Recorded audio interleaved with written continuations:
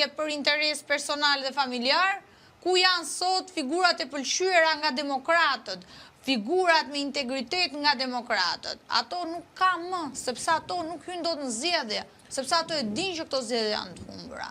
Dhe këto do humben edhe më thellë se ç'ishte 11 maj. Këto zgjedhje ju thoni që janë të humbura, Alesja? Po pa diskutim ti ke ndonjë shpresë që Partia Demokratike mund të fitojë zgjedhjet. Po nëse zgjedh një kandidat për shembull, as lloj kandidati nuk mund zgjedhësh, sepse kandidati në radhë parë duhet të jetë politik, zotëri. Në radhë dytë ky kandidat duhet vinë nga radhët e djathtës. Në radhë të tretë ky kandidati që do ofrojë qytetarëve një jetesë më të mirë nuk mund të jetë ushtari i Sali Berishës, i personi që ka damkën e korrupsionit nga Shtetet e Bashkuara të Amerikës. Se si do t'i ofrohesh ti qytetarit? Si do shkosh ti t'i kërkosh votën qytetarëve? Si ke pranuar ti këtë parlamentin jo legjitim që të vodhën votat për 5 muaj, për një rrogë? Si do hy? Me çfarë karte morale do hy kandidati i Partisë Demokratike në zgjedhjet bashkiake?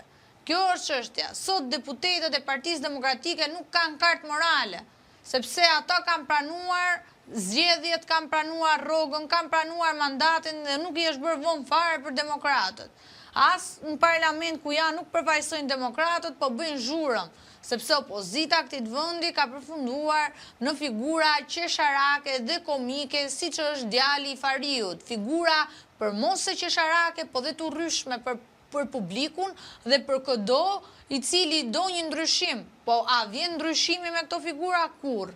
Pa diskutim që do ketë humbje. Alesja, qofse qëndrojmë me këto zhvillime, një emër tjetër që është vetë ofruar është Adriana Kalaja. E shikon të mundshme? Tani të lutem. Po tani se ju qeshni, po vëm Tritoli në ambasadës amerikane, tani kalojmë në një diskutim serioz se po këta janë kandidatët tani këta janë emrat. Këto nuk janë kandidatët, këto janë janë figurat qesharake, të vetë shpallura, të diskursit publik, dhe këto janë ato individ cilët nuk ja vlen as të komentohen në studio televizive. Nuk ja vlen as të komentohen. Absolutisht, ja. Alesja, në gjithë të panoram, në gjithë të situatë, kemi dhe emra tjerë cilët janë vetë shpallur. Ti e shikon në gjithë të situatë opozitën gati të pashprez, nuk shikon do të një element që mund të dali, që mund të jeti pavarur. Nuk mund të ketë element përsa ko opozita nuk ka bërë analizën, përsa ko opozita nuk ka thirrur mbledhjen e Këshillit Kombëtar, përsa ko opozita nuk ka respektuar statutin që kryetari që humbet zgjedhjet duhet japi dorëshen, përsa ko nuk ka pasur një riformim Partisë Demokratike, por mbi të gjitha e shoh unë se që kur këtë fushat e drejton i madhërishmi Flamur Noka. Ai që thoshte do t'i vijera shtet mbas 11 majit.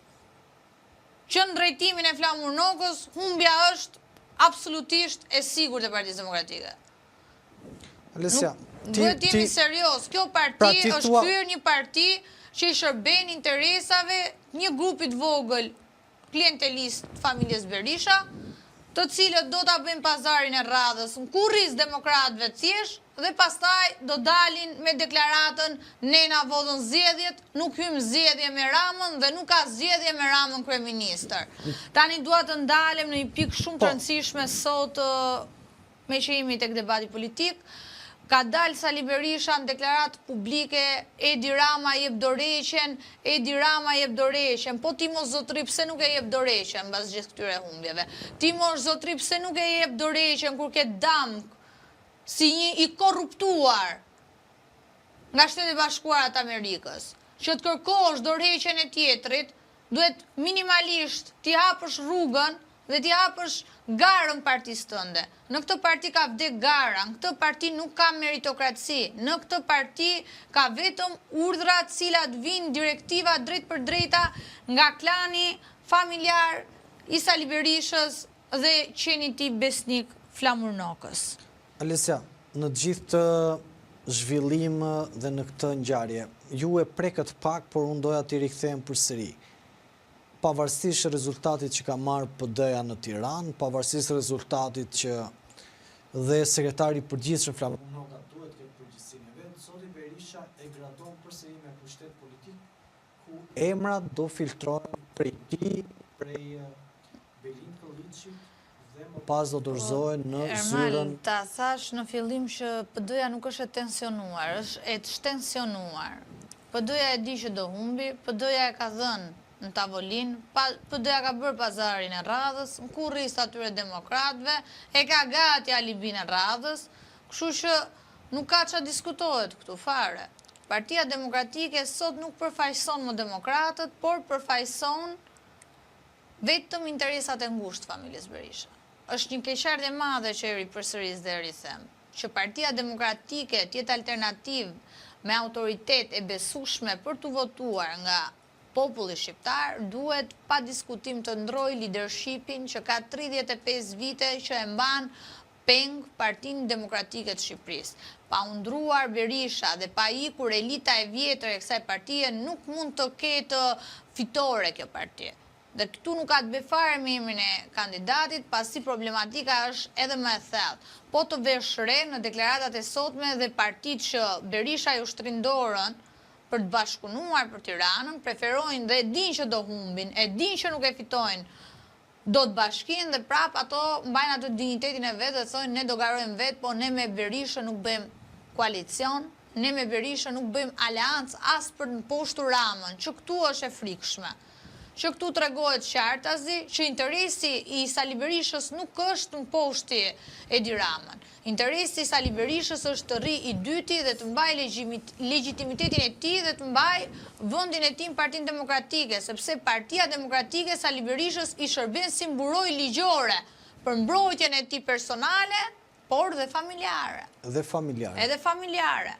Kështu që në këtë kontekst, Sali Berisha nuk e ka luftën me Ramën. Sali Berisha do bëj pazarin e radhës në kurriz të gjithë shqiptarëve dhe jo vetëm demokratëve, dhe shumë shpesh thonë është demokracia në rrezik, këtu është në rrezik opozita, se nuk ka opozit. Është opozita në rrezik. Këtu është opozita në një kapje të madhe nga një klan klientelist dhe nuk e lën Shqipërinë të marrë frymë. Problemi më i madh që ka Shqipëria sot është mungesa e opozitës. Mungesa e opozitës i jep pushtetin absolut Ramës që të bëjë çfarë të dojë dhe të veprojë si të dojë, sepse mungon mungesa e llogarisë, mungon dinjiteti, mungon morali, por mbi të gjitha ka dhe një faktor të rëndësishëm që shumica e individëve që janë deputet nga Partia Demokratike janë të lidhur ngushtë me pushtetin, janë të lidhur ngushtë me interesat e pushtetit. Ne shohim nusën e dikujt që qanë aty për ulësiun, nga ana tjetër, këte i shanë qeverin. Po si mund shash të qeverin? Të opozitës qanë për ulësiun dhe shanë Ramën? Kur ti e ke gruan të punësuar, unë këtu i referojmë deklaratave të zonjës Kryemadhi, por edhe sa kam parë në media, normalisht, kur ti e ke nusën të punësuar në Ministri Drejtësisë, nga ky hajduti nga narkoshteti, e këte në parlament bën deputetin, për opozitën kjo gjë nuk shkon. Shqiptarët nuk janë budallenja mal. Shqiptarët kuptojnë se ti o po e lufton regjimin o je i punësuar i regjimit. Apo ja? Shumë e vërtet është kjo. Se në qofë se ti e lufton regjimin... Se në qofë se regjim s'mund të kesh njerin në punësuar. Në qofë se po lufton në regjimin, narkoshteti, si që i thojnë këto Ramës, Krye Hajduti, atër pse nusja jote duhet i shërbej këtit narkoshteti dhe...